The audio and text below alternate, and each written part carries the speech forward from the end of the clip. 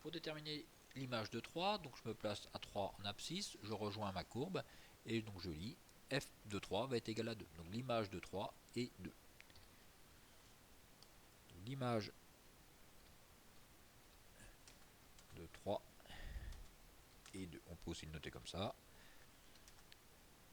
Donc soit f de 3 égale à 2.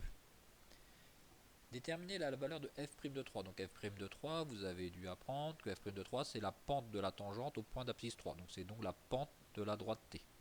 Pour trouver la pente de la droite, je me place sur mon point B, je me décale de 1 et je compte de combien je descends. Ici je descends pour rejoindre la droite. Je dis bien pour rejoindre la droite. Donc là je me décale de 1 et je descends de 1 pour rejoindre la droite. Donc la pente de la tangente est égale à 1. Donc f' de 3 va être égal à moins 1. Pourquoi moins 1? Parce que je descends. Déterminer la limite de f de x quand x tend vers plus infini. Donc quand x tend vers plus infini, f de x se rapproche de 0. Donc la limite de f en plus infini, ça va être 0. Donc la limite de f en plus infini, 0.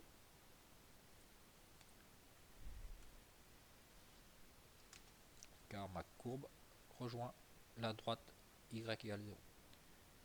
Résoudre graphiquement l'inéquation f' de x égale 0.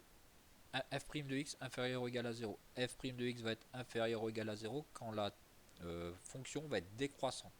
Donc quand la dérivée est négative, la fonction est décroissante. Donc sur quel intervalle la fonction est décroissante? Donc ici la fonction est croissante, ma dérivée est positive. À partir de A, la fonction est décroissante.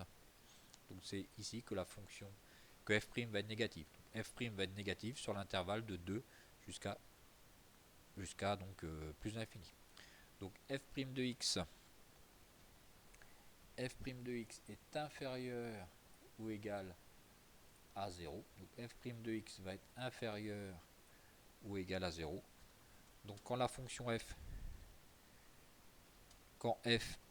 est décroissante, et sur quel intervalle ici la fonction f est décroissante? Donc elle est décroissante d'ici à plus infini. Donc sur l'intervalle donc de 2, je prends le 2, parce que là ils ont mis inférieur ou égal à 0, c'est-à-dire en f' de 2, c'est nul. Donc là j'ai le droit de prendre le 2. Donc de 2 jusqu'à plus infini.